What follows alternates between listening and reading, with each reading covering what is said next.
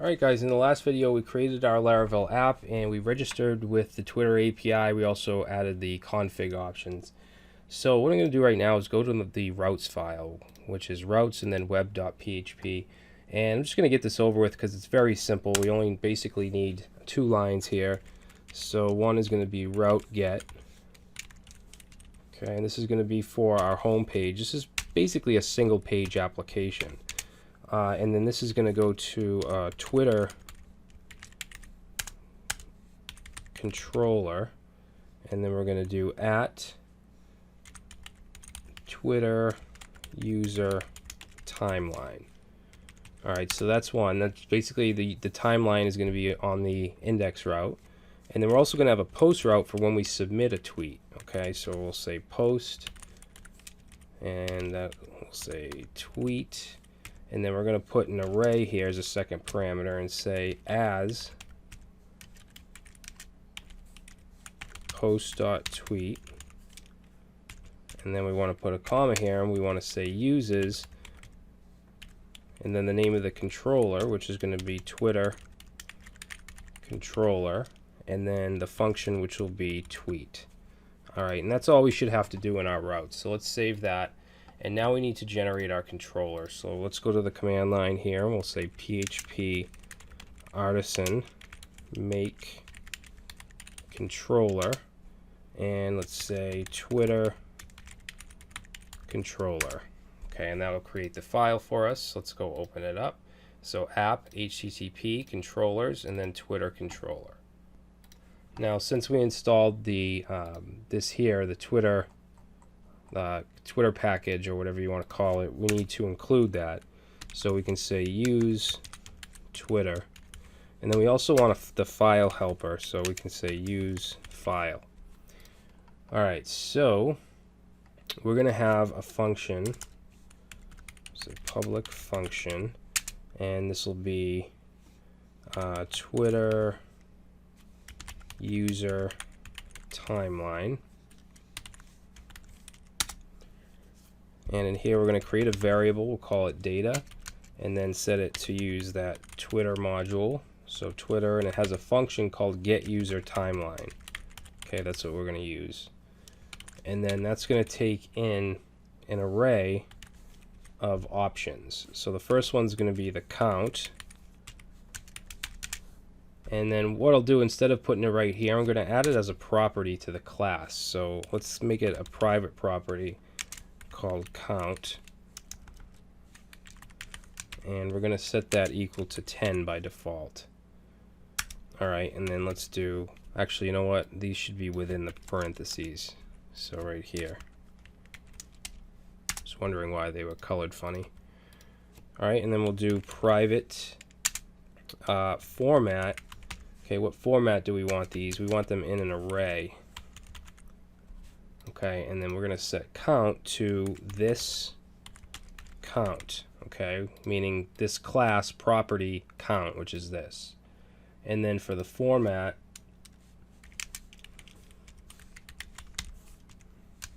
okay, for the format, we're going to say this format. Alright, and since they're private, they can't directly access these outside of this class, okay. Alright, and then we simply want to return a view. So let's say return view, and we're going to have a view called Twitter, and then we want to send along that data. Okay, so let's do with data, and then the data variable. Alright, so let's save this, and then we're going to go to our views, which is in resources views, and let's see, what are we going to create in here? We just need a file, and we're going to call it twitter.blade.php. Now since this is only a single page, I'm not going to create a layout and all that. We're going to put everything right in here. So let's put in our HTML tags. Alright, and then in the title we'll just say my tweets. And then we're going to use Bootstrap, but I'm going to use a custom version from Bootswatch. I'm going to grab this first one because it kind of has the Twitter colors. So if we click download and then copy that, and then we can stick that right in here. Okay, we'll paste it like that. And then let's create a very simple nav bar. So we'll make some nav tags here, give them a class. Let's give it a class of navbar, and then I'm going to use navbar default because that's the bluish color, or the light blue. All right. Then we're going to create a container, and then another div, and this is going to be the navbar header. And in here we'll just put a link, and let's see, that'll just go to slash. And then this is going to be the branding, so let's say class equals navbar brand, and then we'll just say my tweets. Alright, so let's go ahead and save that, and then let's see if we can go to our home page and reload. Let's see, undefined constant data, assume data. Let's see, what's that? Oh, with data. Oh, you know what I'm going to do is, let's not do the width. We can actually go like this. We can say compact data. Actually, we don't want, it should be like that. So let's save that. And there we go. So now we have our nav bar. So we're going to have a form here to actually add a tweet, but I'm not going to get to that yet. First, I want to just output the tweets. So let's go back to our view here. We're going to go under the nav tag. And then let's create a div with the class of container. And we're going to do an if. We're going to say if not empty data. And then that needs an end if. Actually, let's do an else too. So we'll say,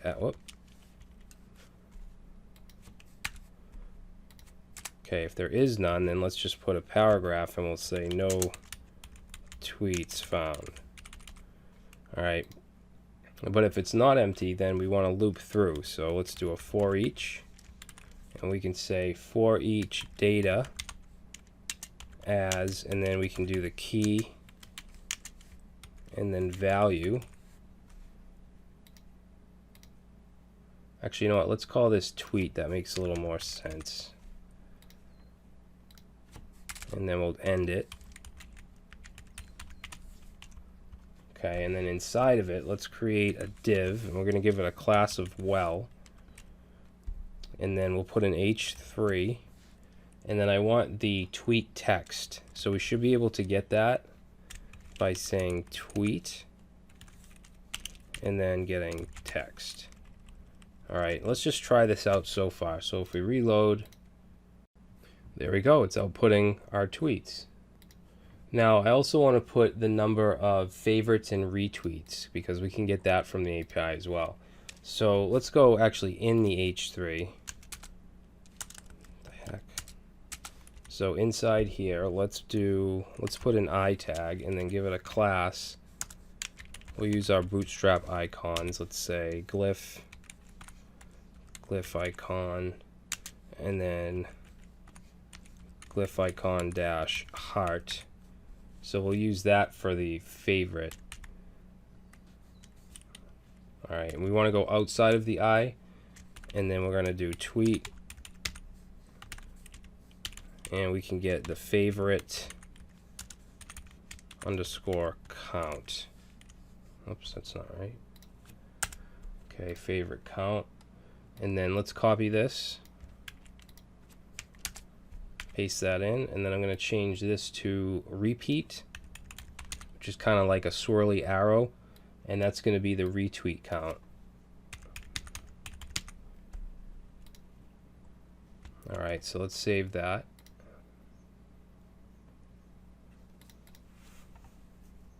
Okay, so there we go. Cool. Now, we're also going to, when we create our form, I'm going to make it so that we can also upload images. So if there's an image, we want to show those. All right, so we have to first check to make sure there is one. So let's go to let's go under H3, and we're going to do an if. Okay, so we'll say if not empty, and we can get this with tweet, and then extended underscore entities. I think that's right, entities, and then media. Okay, so if there is an image, let's do an end if right here. So if there's images, then we want to loop through because it's going to be an array. So for each, let's do the end. Okay, so for each, and we want to take this. So for each image as, we'll just do I. And then in here, let's put an image tag and give it a source. And we'll do I. And then we want the URL, and we can get that by doing media underscore URL underscore HTTPS. Alright, and we don't need an alt. And let's actually give it, we'll say style, and we'll give it a width of, let's say, whoops, what am I doing? Width of, let's do 100 pixels. Yeah, that should be good. Alright, so we'll save that. Now none of these tweets actually have an image, so you're not going to see it, but when we create our own tweet, I'll show you how we can do that. Alright, so that's what we're going to get into next.